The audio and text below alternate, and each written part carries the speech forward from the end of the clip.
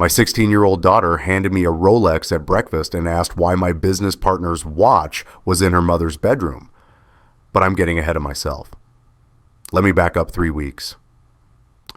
To the night I won the Design Excellence Award from the Portland Architecture Council. To when I still believed my life was perfect. I stand at the podium in the Pearl District Ballroom, 200 of Portland's architecture elite watching me. The award, heavy crystal, engraved with my name, sits on the table beside my wife, Victoria Torrey. She's wearing the emerald dress I bought her for our anniversary, smiling that public smile she's perfected over 15 years of marriage. My father sits at the head table, James Morrison Jr., 78 years old, still sharp as the pencils he used to draft buildings before computers took over. My mother beside him, Isabella, her hand on his arm, proud. They built Morrison and Associates from nothing in 1962. My grandfather started it, my father grew it, and I was supposed to protect it. I touch the ring on my finger as I speak, gold, heavy, warm from my body heat. If you run your thumb over it, you can feel the family crest engraved there. 3 generations of Morrison hands have worn this smooth. We don't build on weak foundations at Morrison and Associates, I say into the microphone. We tear them down and start again. That's the Morrison promise. Applause fills the room. I look at Tori. She's looking at Derek Castellano, junior partner, head of our commercial division. I brought him into the firm 5 years ago when he was struggling after his divorce. Mentored him, trusted him. He's wearing a Rolex Submariner, the one his ex-wife gave him before everything fell apart. I remember because he told me it was the one good thing from that marriage. Blue face, stainless steel, heavy. They hold eye contact for just a second too long. I ignore it. I'm good at ignoring things. That night, Tori texts me. We're home. She's already in bed when the message comes through. We need to talk. Something about a miracle.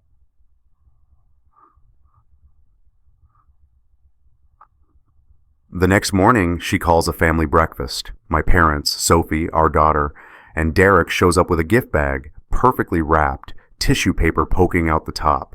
We sit in our dining room, the one I designed myself, floor-to-ceiling windows overlooking Portland's West Hills. Tori's made pancakes. She never makes pancakes. I have news, she says. Her hands shake slightly as she reaches into her purse. She pulls out a small white and blue box, clear blue, pregnancy test. The cardboard is slightly crumpled, like she's been carrying it around, holding onto it. She opens the box. The plastic test is smooth, cool looking. The digital display shows a single word, pregnant. And under it, 3+, 3 weeks or more. My mother gasps. Sophie squeals. My father stands to hug Tori. Everyone's smiling, crying, celebrating. I'm doing math, 3 weeks or more. But it could be 5, 6, 7 weeks. I run the timeline in my head. When were we last? 4 months. It's been 4 months since we were intimate. I remember because it was the night before I left for the Boston conference. She said she had a headache. Then a migraine the next week. Then she was just tired. Then busy with the women's ministry at church. 4 months. Derek arrives somehow right at this moment. Like he's been waiting outside. He's carrying that gift bag. I heard, he says, grinning. Congratulations, Jamie. This is incredible. He hands Tori the bag. She opens it. Baby blanket.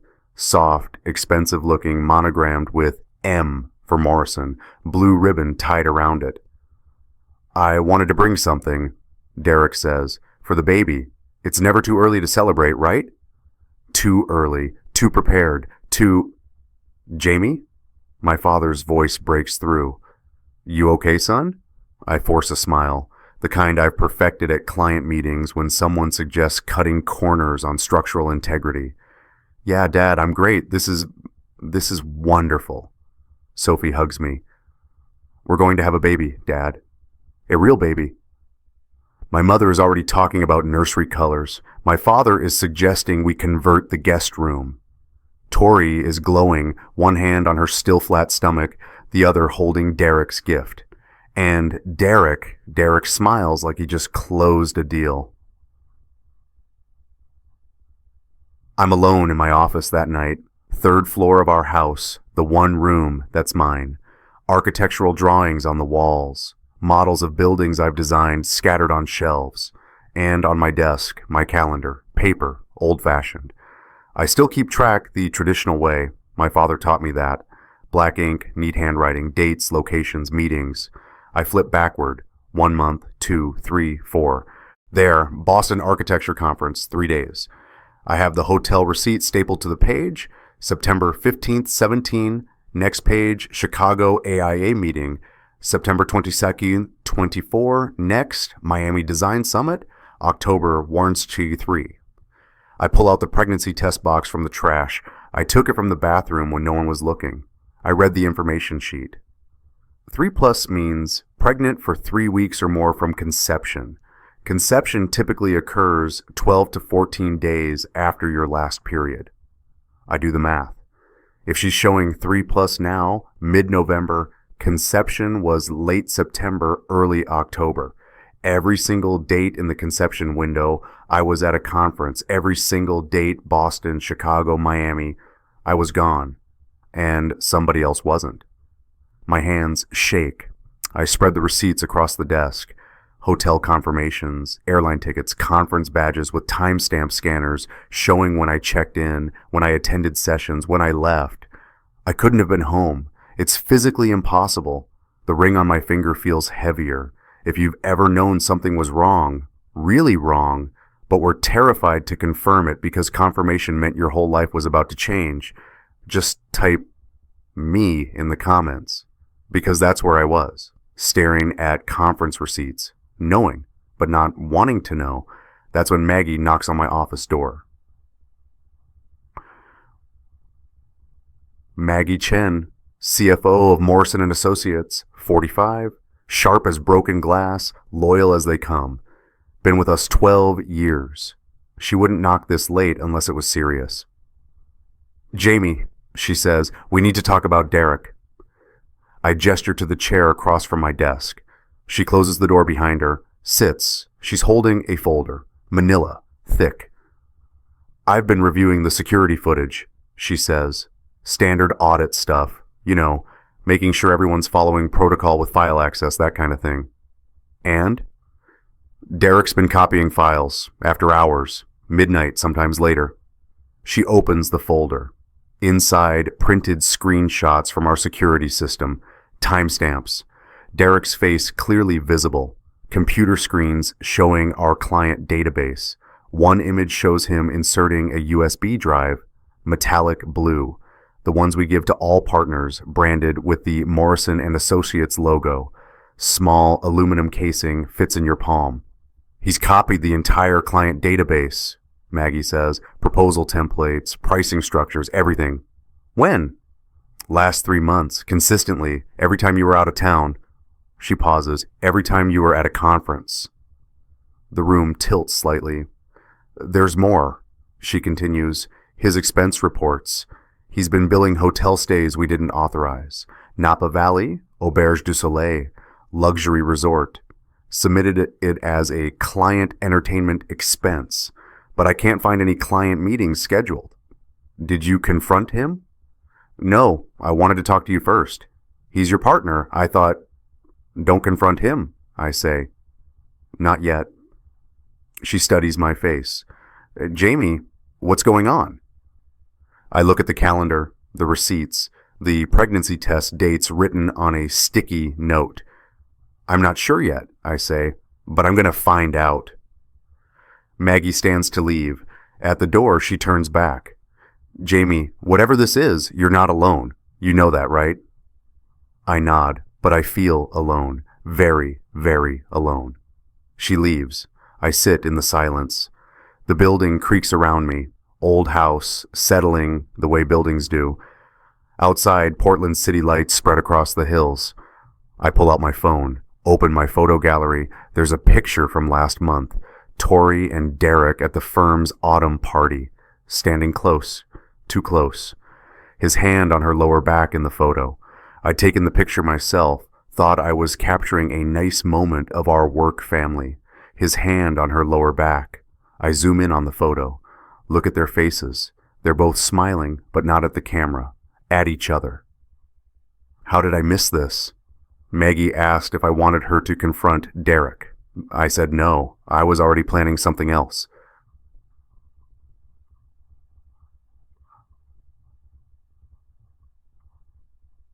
Saturday morning, Sophie's making her bed in the guest room, the one we keep for when she has friends over. She's a neat kid.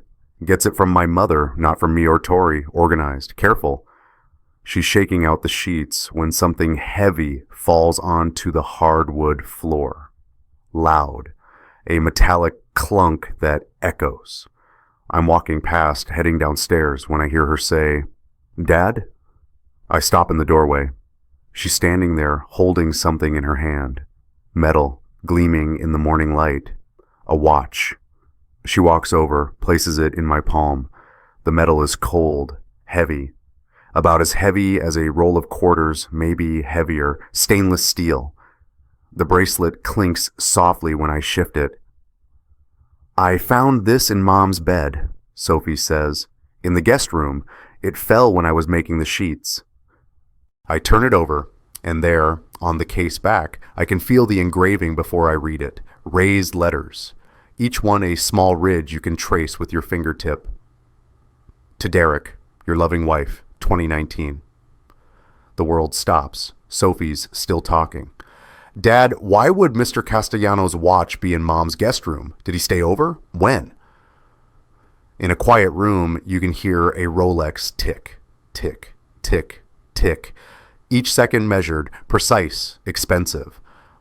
I'm holding it now, feeling it tick against my palm. Tick, tick, tick. Sophie's looking at me, confused, innocent, waiting for an explanation that makes sense. I need to say something, but there's nothing I can say that's true and safe. Nothing that protects her and honors reality. "Sophie," I finally manage, "can you give me a minute?" "But Dad, please." She sees something in my face, something that scares her. She nods and leaves. I sit on the edge of the guest bed. The sheets are half made, pulled back, exposed. The bed I bought, in the house I designed, for the family I thought I had. I hold Derek's watch in my hand, the watch his ex-wife gave him, the one he wore at the firm party, the one he wears every single day. And I understand. The affair didn't happen at some hotel miles away. It happened here, in my house, while I was at conferences, building our future, securing our firm, working to give them everything. They were here, in my house. The watch ticks in my hand, each second a reminder, each tick a lie I believed. I turn it over again, run my thumb over the engraving. The metal is warming now, absorbing my body heat. But the truth is cold. "To Derek, your loving wife." His ex-wife loved him once, gave him this expensive gift. And he wore it while betraying me, while sleeping with my wife, in my home, in my bed. I close my fist around the watch. Downstairs, I hear Tori's voice. She's home from her errands, calling for Sophie, asking what she wants for lunch. Normal. Everything sounds so normal, but nothing is normal anymore. I hold Derek's watch in my hand, and I know exactly what I'm going to do next. Monday morning. I call Thomas Brennan before the sun comes up. Thomas, my father's attorney, my attorney, the firm's attorney for 30 years. If there's anyone I can trust with this, it's him. Jamie. His voice is gravelly, half asleep. It's 5:30 in the morning. "I need to meet, today, you and Maggie, somewhere private." There's a pause, then, "How bad?" "Bad. I'll be at your office at 7. We meet in the conference room, 3rd floor of Morrison & Associates headquarters, windows overlooking the Willamette River, the room where we've closed million-dollar deals, hired new partners, planned the future. Maggie arrives first, then Thomas carrying a leather briefcase that's older than I am. He sets it on the table, The leather is worn, soft, smells like old books and courthouse hallways. I place Derek's Rolex on the table between us. The metal gleams under the conference room lights. "That's not yours," Thomas says. "No, it's Derek's. Sophie found it in our guest bedroom. In Tori's bed." Maggie closes her eyes. "Oh, Jamie." I pull out the calendar, the conference receipts, spread them across the table like evidence at a trial. Every date in the conception window, I was out of town. Boston, Chicago, Miami, every single one. Thomas picks up the watch, reads the engraving. His jaw tightens. He's known me since I was 16, watched me grow up, gave the toast at my wedding. "And there's more," Maggie says. She opens her folder, shows Thomas the security footage, screenshots.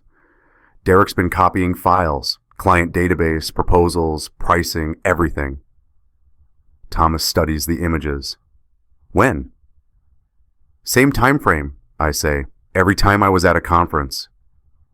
"So while you were gone," Thomas says slowly, "Derek was sleeping with your wife and stealing your company's intellectual property." Hearing someone else say it makes it real, undeniable. "I need to know what my options are," I say, legally, professionally, without tipping them off.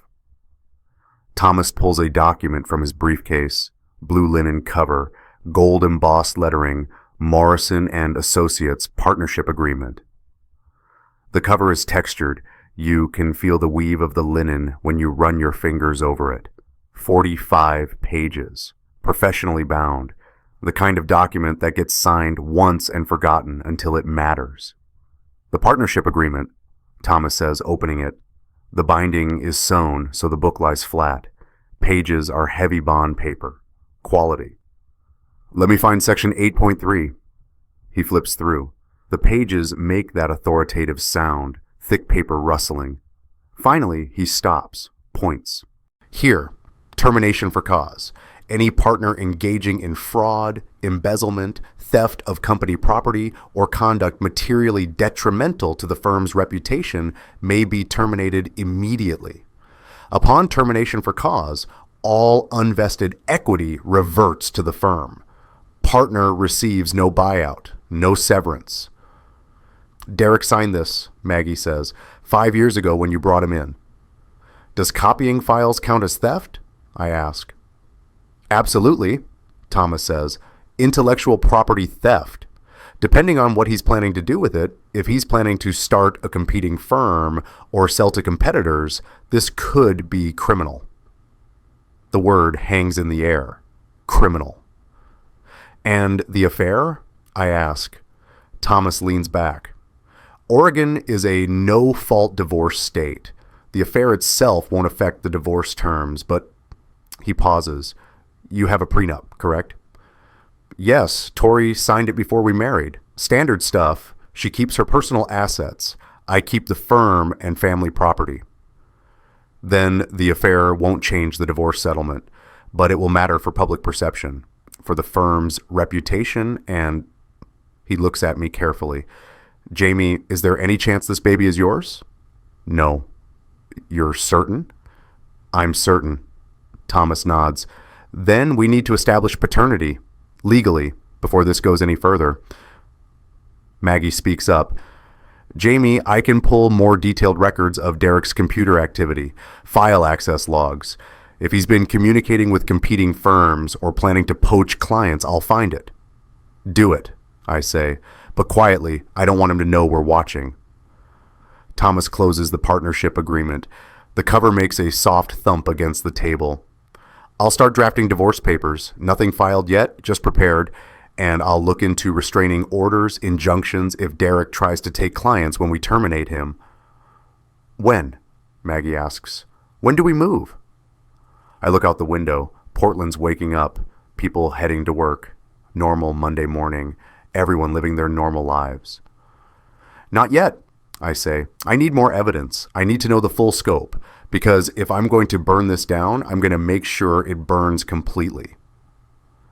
Thomas picks up the Rolex, hands it back to me. "Keep this safe. It's evidence." The metal is warm now, Warm from being in the heated conference room, from being handled, from holding the weight of betrayal. The partnership agreement had a clause Derek probably forgot about.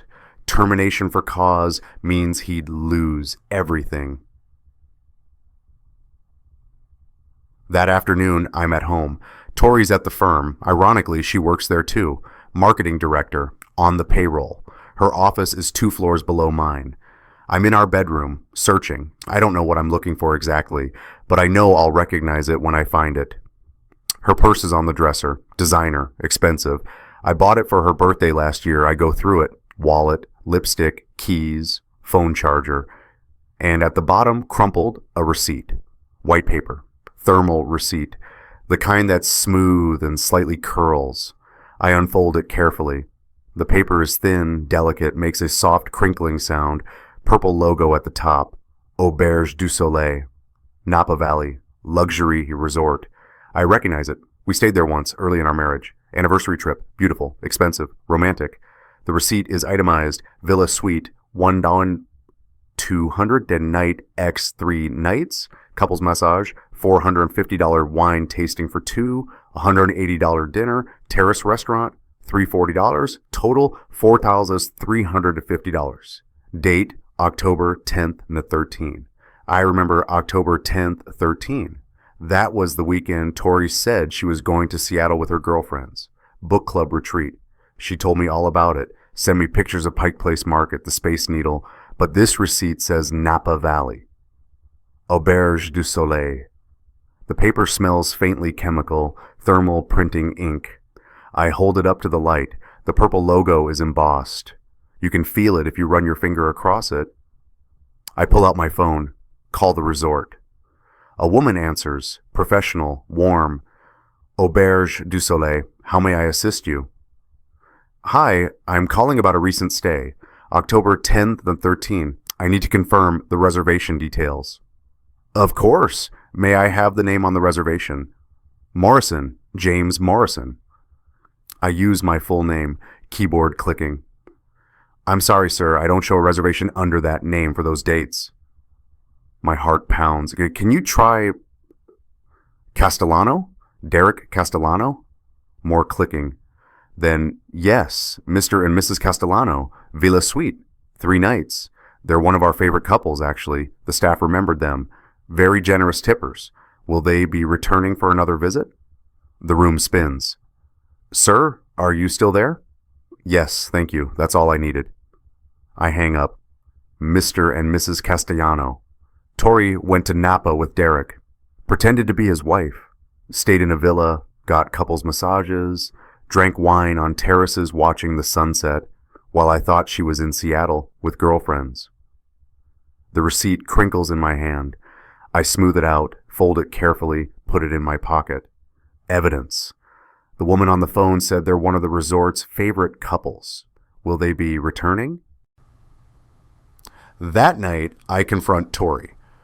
We're in her home office, the room I converted for her 3 years ago, built-in bookshelves, large desk, everything she asked for. I close the door, place 2 items on her desk, Derek's Rolex, the Napa receipt. She looks at them. Her face doesn't change, doesn't show surprise or guilt or anything, just a blank. Want to explain these? I ask. She picks up the receipt, studies it like she's never seen it before. Where did you get this? Your purse. You went through my purse? Her voice rises, indignant. Jamie, that's a violation of privacy. You're pregnant with another man's baby and you're talking to me about privacy? She sets the receipt down. Carefully, precisely. You don't know that. Tori, I wasn't home during the conception window. I have receipts, plane tickets, hotel confirmations with time-stamped keycard access. I was in Boston, Chicago, Miami. You know where I wasn't? Here. You're stressed, she says. Her voice is calm now, controlled. You work too much, Jamie. You're paranoid. This is what happens when you prioritize the firm over your family. How many dinners have you missed? How many times have I fallen asleep alone because you were working late? How many vacations did we cancel because of some client emergency? So that justifies this? I point to the receipt. that justifies sleeping with my business partner in our home. She stands, walks to the window.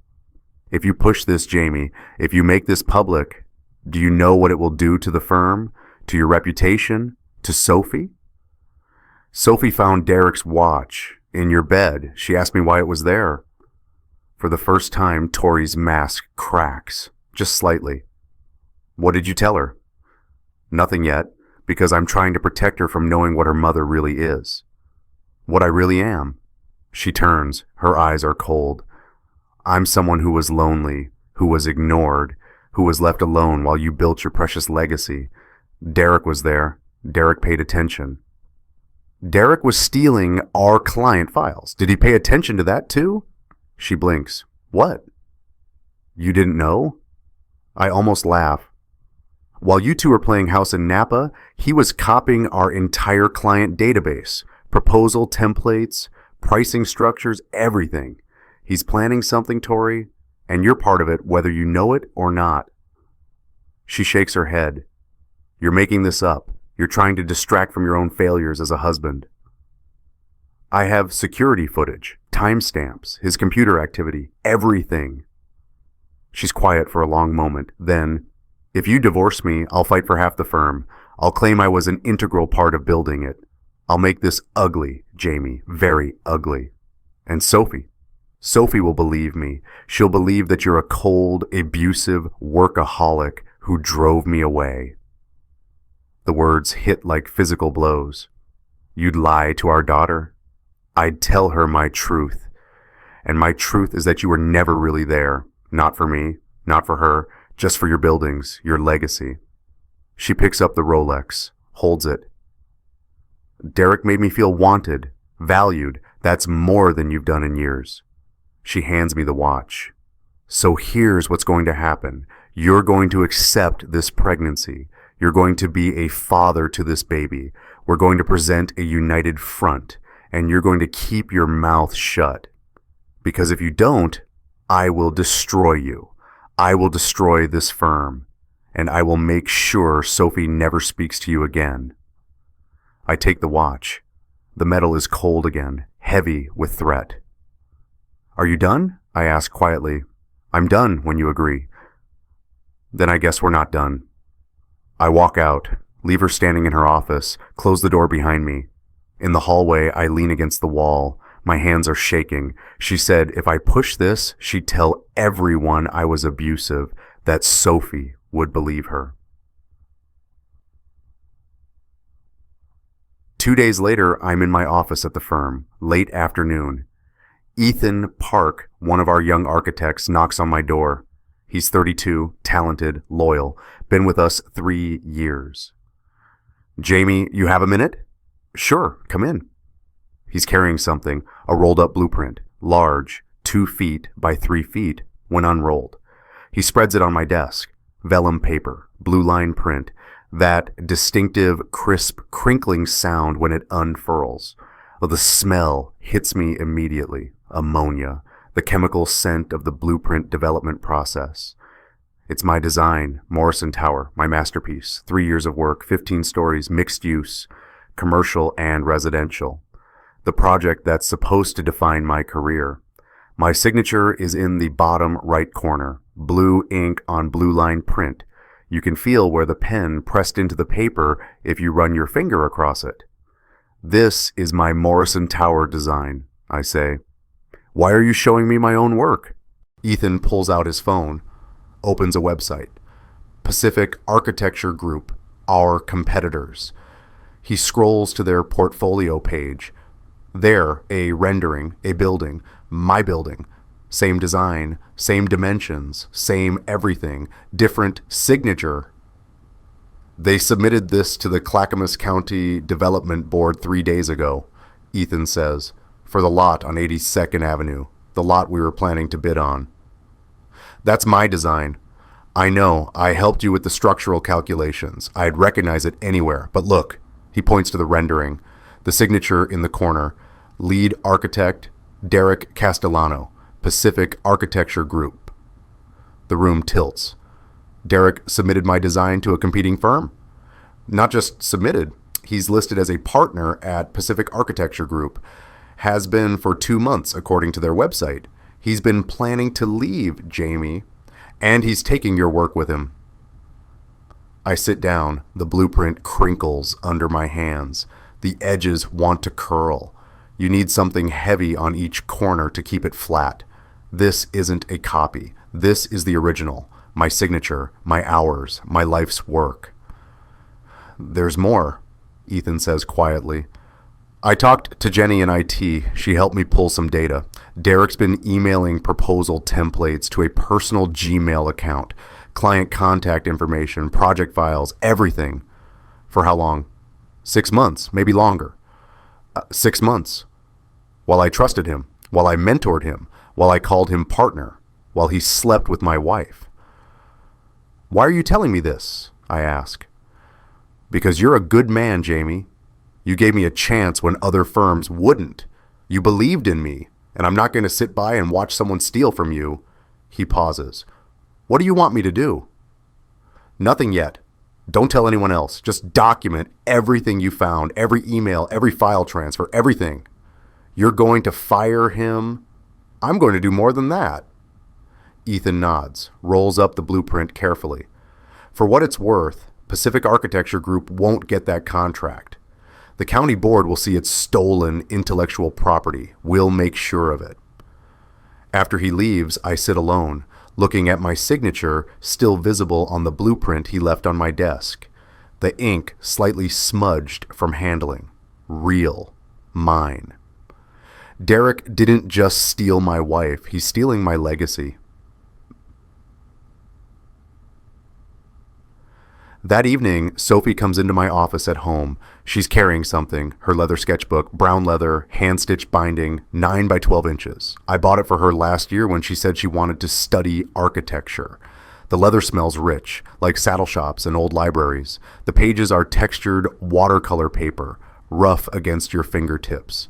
She sits across from me, doesn't say anything at first, just opens the sketchbook, shows me her drawings, building designs, floor plans, elevations. She's good, really good. Dad, she says finally, something's wrong, I know it is. You haven't been the same since I found that watch. I want to protect her, want to shield her from this, but I can't lie anymore. Sophie, is Mom having an affair? The question hangs between us. Yes. She closes the sketchbook. Her hands grip it tight, like it's a shield, like it can protect her from what's coming. With Mr. Castellano? Yes. She's quiet for a long time. Then, the baby. It's his. I watch her process this, see her world rearranging itself, every memory recontextualized, every family dinner, every firm party, every time Derek was around. How long? I don't know for sure. Months, maybe longer. She stands, walks to the window, her back to me. You work a lot, Dad. You're always at the office. Maybe if you'd been home more. Don't, I say. Don't make this about my choices. I work to provide for this family, to build something we could all be proud of. Your mother made her choices, so did Derek. Those are on them. But you're never here. She turns. There are tears on her face. You missed my junior recital because of a client meeting. You forgot my birthday dinner last year because you were reviewing contracts. You care more about the business than you do about us, about Mom. Maybe that's why she... Sophie! Maybe that's why she left you. The words hit hard. She's crying now, full sobs, clutching her sketchbook to her chest. I stand. Try to approach her. Baby, listen to me. Don't. She backs away. I thought we had the perfect family. I told everyone at school how amazing you and Mom were, how in love, how we were going to have a baby brother or sister, and it's all fake. Everything is fake. Not everything. Not us. Not you and me. How do I know? Her voice breaks. How do I know what's real anymore? I have no answer for that. She runs out. I hear her bedroom door slam. I sit back down, look at my desk, at the blueprint, at the conference receipts, at the calendar with all my trips marked in black ink. She's right about one thing. I was gone a lot. Traveling, building, working, but I was building for them. For Sophie's college fund, for Tori's dream house, for the family I thought we were creating together. I chose wrong priorities. Maybe, probably, but I never lied, never betrayed, never weaponized a child as leverage. Sophie photographed every page of the divorce papers Mom hid. She texted me, "Dad, come home now. Mom's been planning this for 6 months." I'm still staring at my desk when my phone buzzes. Text from Sophie, not words. A photo. I open it. It's a document. Manila folder. Thick. Labeled at the top. Morrison v. Morrison. Divorce papers. I zoom in. The date at the top. May 15th, 2025. 6 months ago. Before the pregnancy. Before I found anything. Before I suspected anything. Tori's been planning this for 6 months. My phone rings. Sophie. "Dad."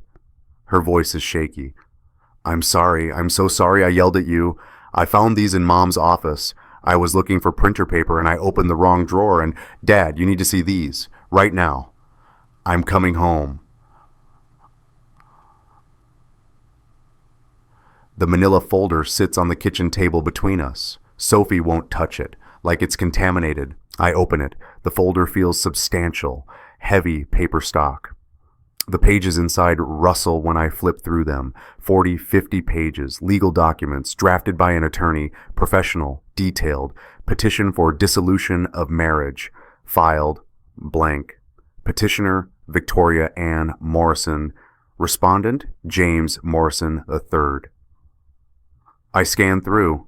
The language is standard, irreconcilable differences, division of assets, custody arrangements, and then I see the handwritten notes in the margin, blue ink, Tori's handwriting. Baby due June, perfect timing for settlement leverage. Derek's firm launches Q1, minimum 6 members plus shares. Jay won't fight, conflict avoidance. Sophie is reading over my shoulder. I hear her breath catch. "She planned this," Sophie whispers. 6 months ago, she planned to get pregnant, planned to leave you, planned to use the baby for money. I flip to the next page. More notes. Tell Sophie Jay chose work over family. Make her sympathize. She'll testify if needed.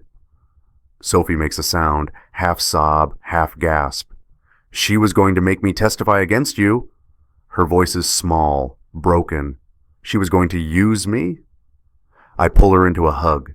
She's shaking, clutching her sketchbook. She brought it with her, can't seem to let it go. "This baby isn't a mistake," Sophie says into my shoulder. "It's a business plan." That's exactly what it is. "Your mother has been planning to leave for 6 months, I say carefully. She's been working with Derek to steal clients, steal designs, start a competing firm.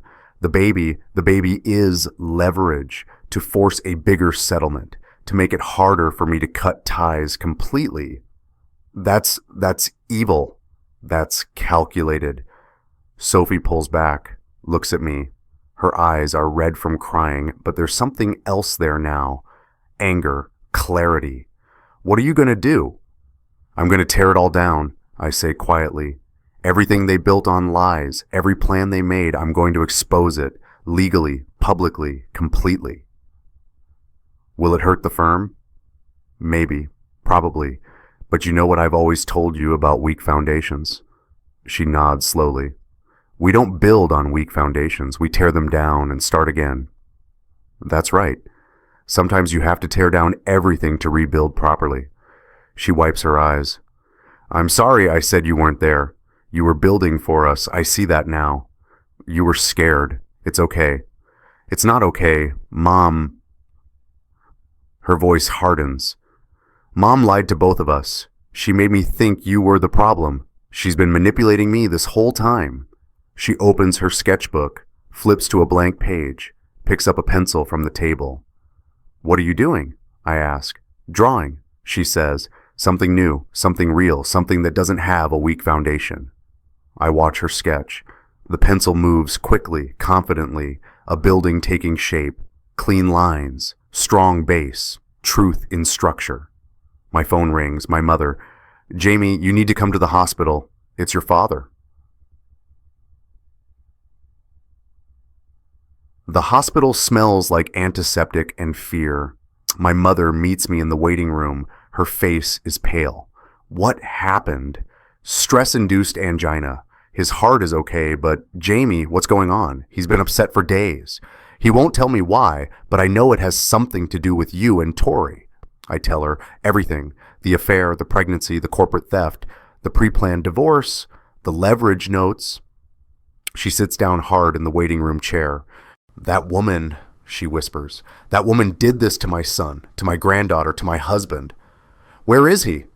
Room 412. I find him. He's in a hospital bed connected to monitors, beeping, the sound of a heart working, struggling, fighting. Dad. He opens his eyes, sees me. Son, come here. I sit beside the bed. He reaches for my hand. I take it. Our rings click against the hospital bed rail. Gold meeting metal, 3 generations. Grandfather, father, son. Jamie, he says. His voice is weak. I heard. Your mother told me. About Tori. About Derek. I'm sorry, Dad. The stress... Yeah. Stop. He squeezes my hand. Listen to me. I built this firm for family. But you are the family. The business is just buildings. Don't lose yourself protecting bricks and mortar. But Grandpa started it. You grew it. I'm supposed to... You're supposed to be happy. You're supposed to have integrity. You're supposed to be a good man. His voice breaks slightly.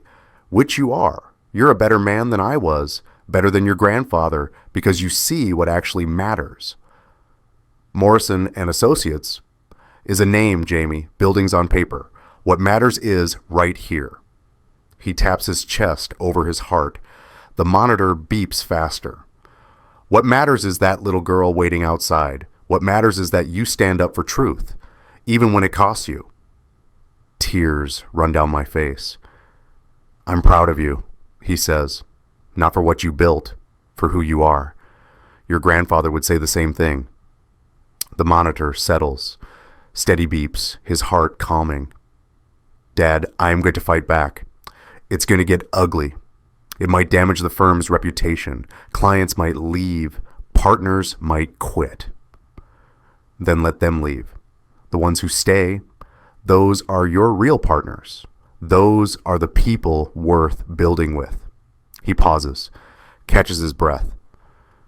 You've been trying to protect a legacy, but son, you are the legacy. Everything else is just tools. We sit in silence, holding hands, rings touching metal. The sound of his heartbeat filling the room, steady, strong, still fighting. There's a clause in the partnership agreement, I say, termination for cause. Derek signed it 5 years ago. He probably forgot it existed. Use it, Dad says. Protect what's real. Burn down what's fake. My mother comes in, sees us holding hands, crying together. James, you need to rest, she says gently. I'm resting, he says. I'm just talking to my son. She sits on the other side of the bed, takes his other hand. That woman tried to destroy our family, she says quietly. She won't succeed. We're Morrisons. We build on truth, on integrity, on foundations that last. She looks at me. Do what you need to do, Jamie. We're behind you, all of us. Dad closes his eyes. We don't build on weak foundations. We tear them down and start again.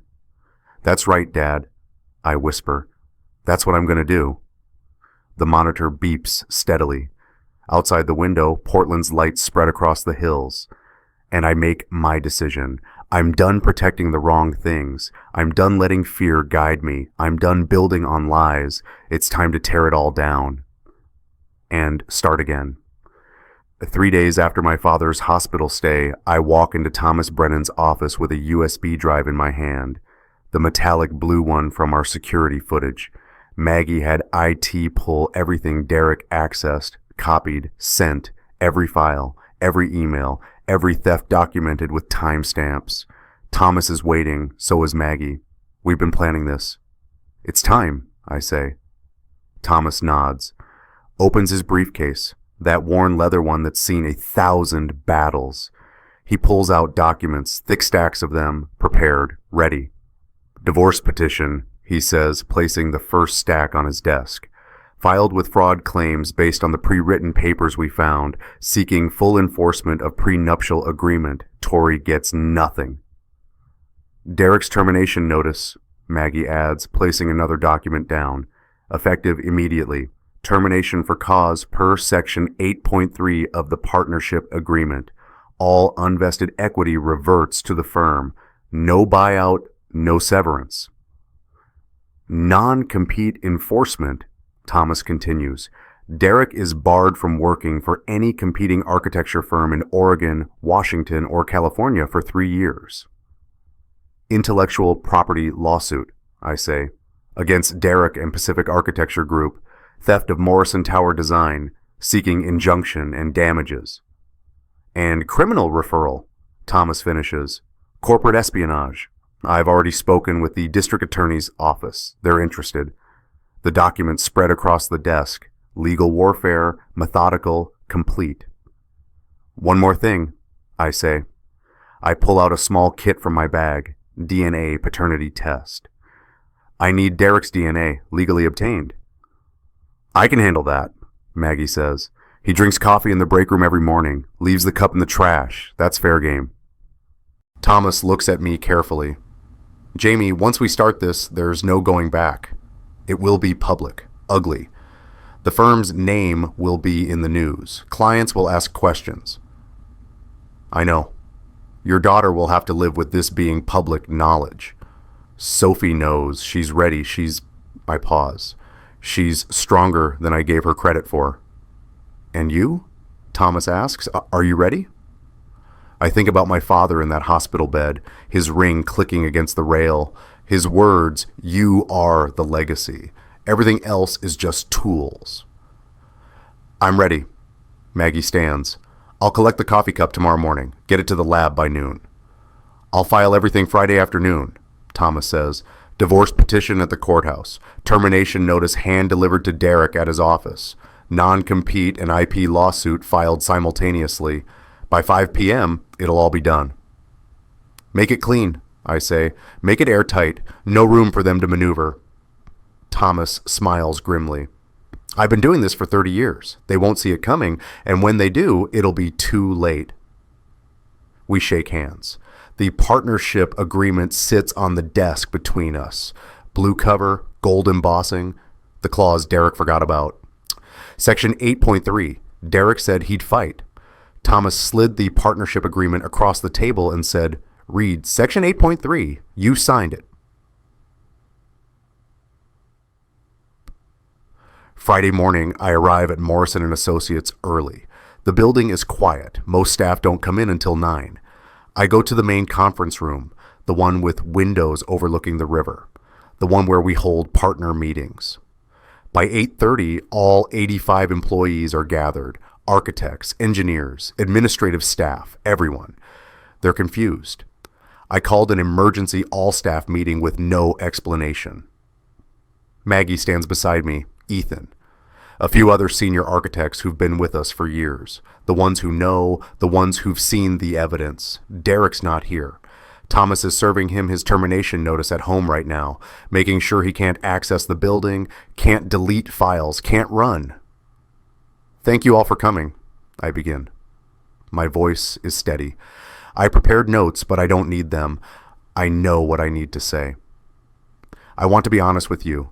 Morrison & Associates is going through a difficult time, both personally for me and professionally for the firm. People shift in their seats, worried glances. Some of you have heard rumors. Some of you have seen things that concerned you. I'm here to address that directly without naming names, but with complete transparency. I take a breath. We've discovered that a senior partner has been engaged in intellectual property theft, copying client files, stealing designs, planning to start a competing firm using our proprietary information. As of this morning, that partner has been terminated for cause. We've filed lawsuits for IP theft and fraud.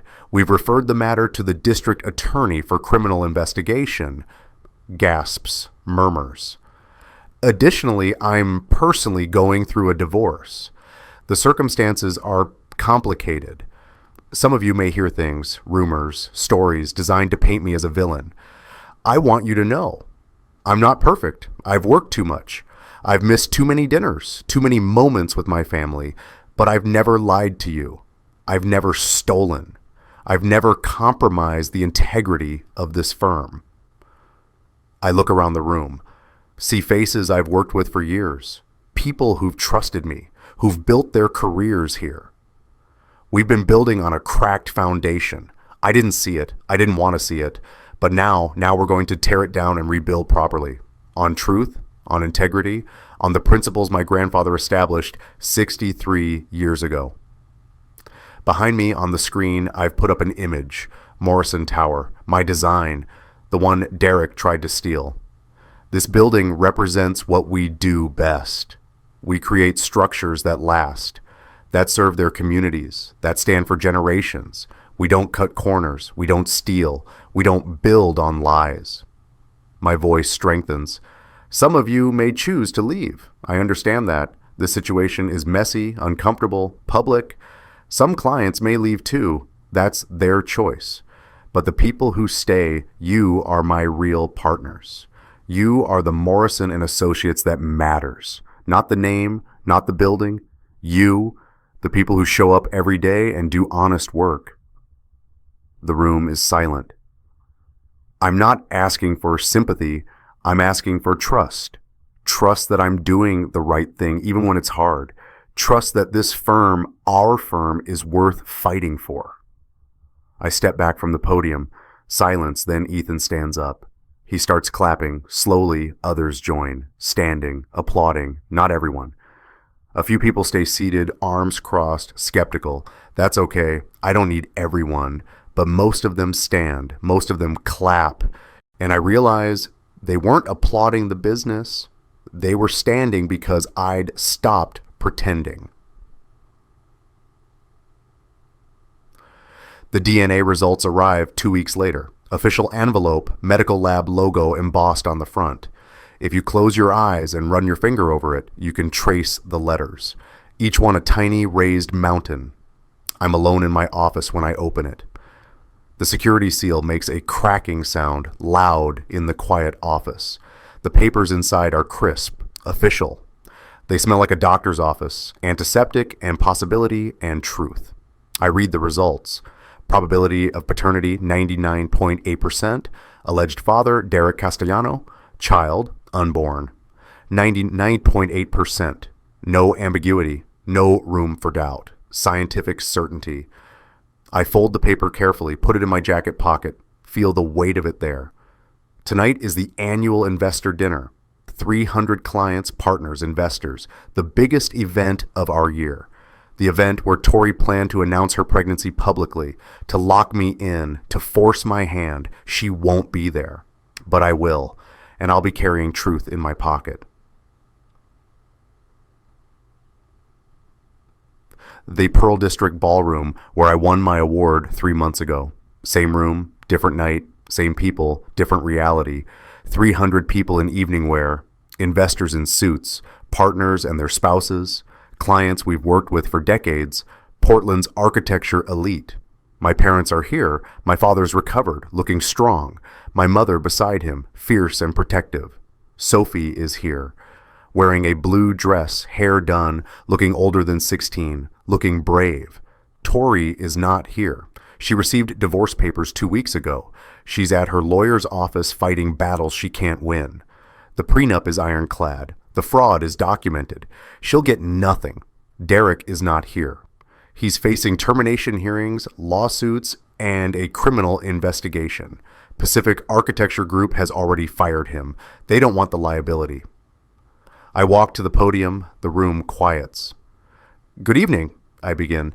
Thank you all for coming to our annual investor dinner. I know many of you have questions about the lawsuits, about the changes at the firm, about my personal situation. I can feel the envelope in my pocket. The DNA results, proof, truth, wait. I'm not going to make speeches about privacy or deflect with corporate language. You deserve honesty. So here it is. I'm going through a divorce. My marriage failed. Some of that failure is my responsibility. I worked too much, prioritized wrong things, missed important moments. People are listening, really listening. But some of it was betrayal I couldn't control, calculated deception, fraud, not just personal, but professional. Someone I trusted was stealing from this firm, from all of us. That person is no longer here, and we're moving forward. I pause. I'm telling you this because integrity matters. Not perfection, integrity, admitting when you're wrong, fighting when you're right, building on foundations that can hold weight. The room is completely silent. Morrison and Associates will continue, stronger, better, more honest. We have incredible architects who've stayed loyal. I gesture to Ethan, to the other partners in the room. We have clients who believe in our work. We have investors who trust our vision. I pull a remote from my pocket. Click. The screen behind me lights up. Sophie's face appears, pre-recorded video. She's sitting in her room, natural lighting, her leather sketchbook visible beside her on the desk. Hi everyone, Sophie says from the screen. I'm Sophie Morrison, Jamie's daughter. Some of you know me. I've been interning at the firm, learning the business. My dad asked if I wanted to speak tonight, and I said yes, because I want you to know who he is. On screen, Sophie takes a breath. My father taught me that strong buildings need strong foundations. He taught me to never compromise quality. He taught me that plans might change, but principles don't. Her voice steadies. My mom, Victoria, taught me something too. She taught me what not to be. She taught me that beauty without integrity is just a mask. That charm without honesty is manipulation. The room is riveted. I choose my dad's legacy, Sophie says. I choose truth. I choose the hard right over the easy wrong. And I'm proud to be a Morrison, not because of the name, because of what it actually means. The video ends. 300 people stand up. Not one seat stays empty. The applause is deafening. I look at Sophie in the crowd. She's crying, smiling, standing with my parents. My father has his hand over his heart. My mother is wiping tears. And I realize this is what legacy actually means. Not buildings, not awards, not money. It's the people who choose truth, who stand up, who show up. It's Sophie. If you were me, if your wife and business partner were stealing your company using a baby as leverage, would you fight publicly and risk destroying everything you built? Or settle quietly to protect your daughter and employees? What would you do? Because I had to choose. I see some of you typing fight, some typing settle. You know what's interesting? Both answers come from the same place, wanting to protect what matters. Keep watching. You'll see what I chose.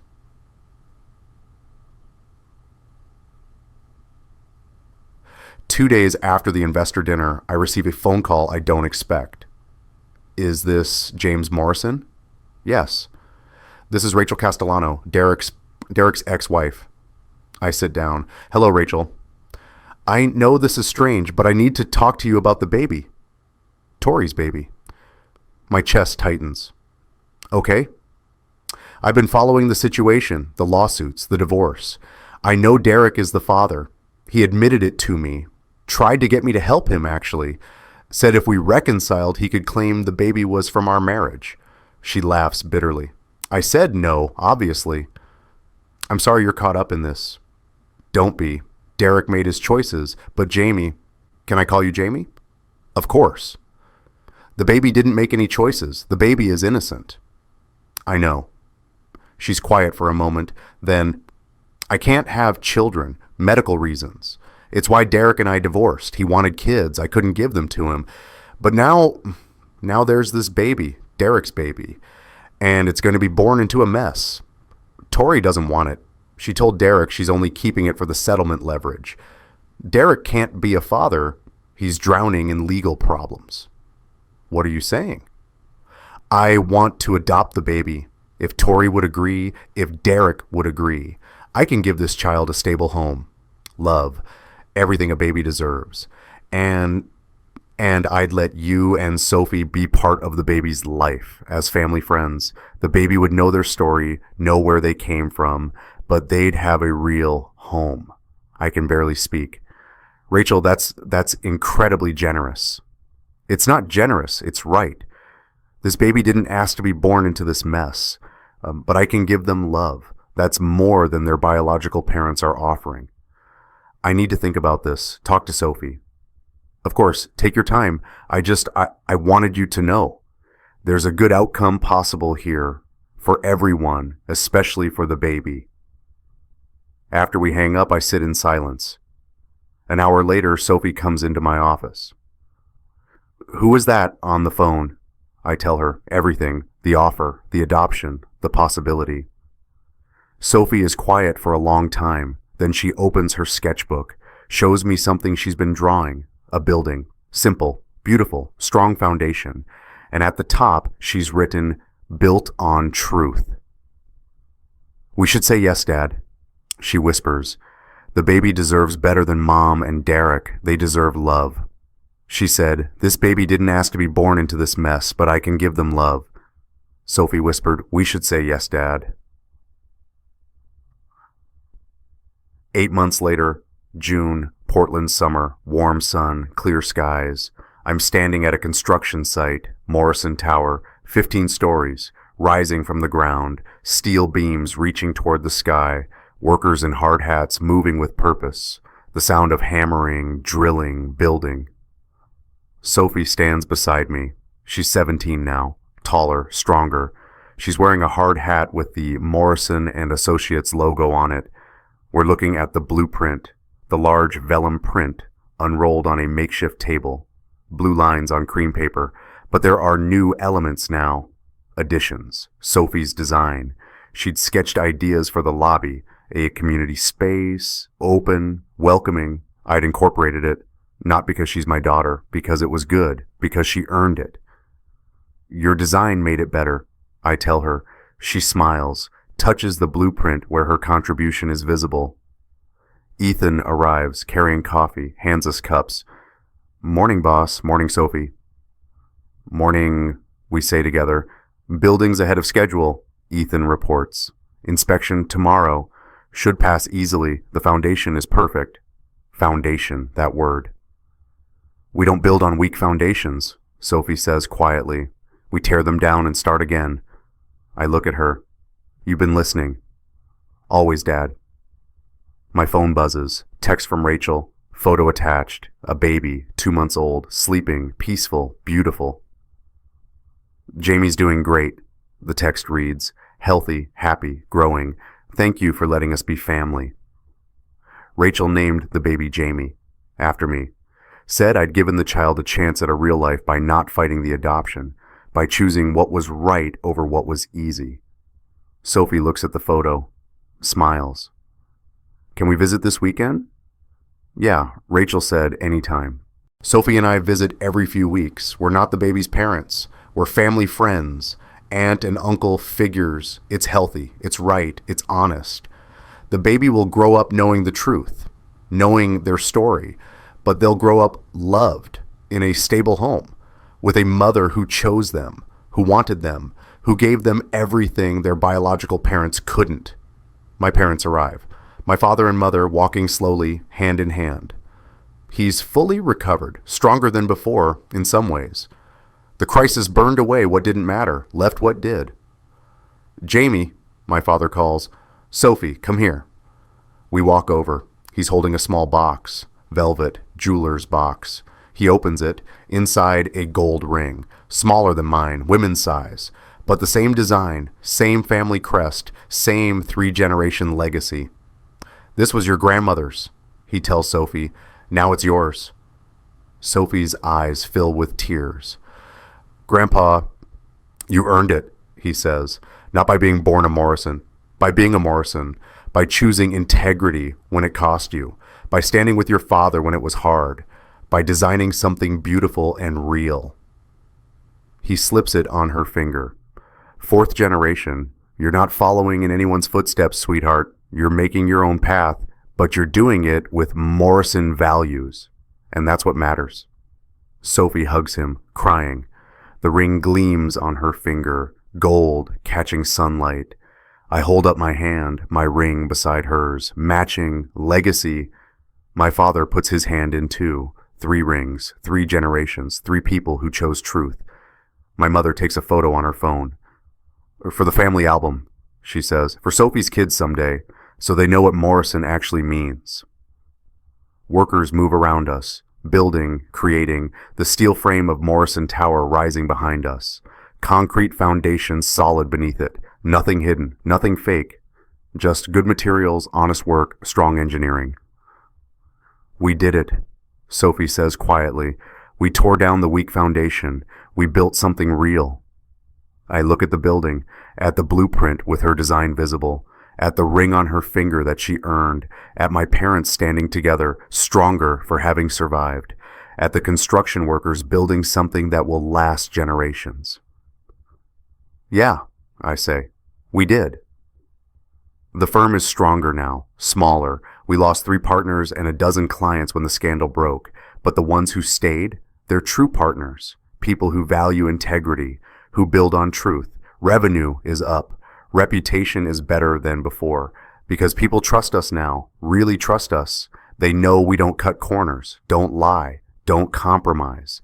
Derek lost everything, his partnership, his equity, his competing firm attempt collapsed. The criminal charges were eventually dropped, but the civil suits ruined him financially. Last I heard, he's working for a small firm in Seattle, starting over, as he should. Tori got nothing in the divorce. The prenup held. The fraud was proven. She lost her position at the firm, her social status, her plans. She signed away parental rights to Rachel without a fight. Turned out she never wanted the baby anyway. Just the leverage. I don't think about them much anymore. They're part of a foundation I tore down. What I think about, Sophie's smile when she sees her design becoming real.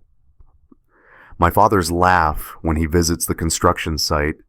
The integrity of workers showing up every day to build something honest. The weight of my ring reminding me who I am. Jamie and Sophie redefined what family means, not who you're born to, but who shows up. If you've built your own chosen family, if you've had to walk away from blood relatives to find real love, tell me about them in the comments. Who showed up for you? And if this story moved you, subscribe. I tell stories about integrity, betrayal, and the families we choose when the ones we're born into fail us. I'll see you in the next one. Sophie and I stand at the construction site as the sun sets behind the West Hills. Portland spreads out below us, the city where my grandfather started a firm 63 years ago, where my father built it into something bigger, where I almost lost it all, and where we rebuilt it into something true. Dad? Sophie says. Yeah? Thank you. For what? For choosing truth, even when it cost everything. I put my arm around her shoulders. She leans into me, both of us wearing our rings, both of us standing on solid ground. We don't build on weak foundations, I say. We tear them down and start again, she finishes. Behind us, Morrison Tower rises, steel and concrete and glass, a building that will stand for generations, not because of who designed it, because of how it was built, on truth, on integrity, on foundations that last. The sun sets, the construction lights come on, workers keep building, and we stand together, father and daughter, legacy and future, past mistakes and present truth, building something real, something strong, something that will stand.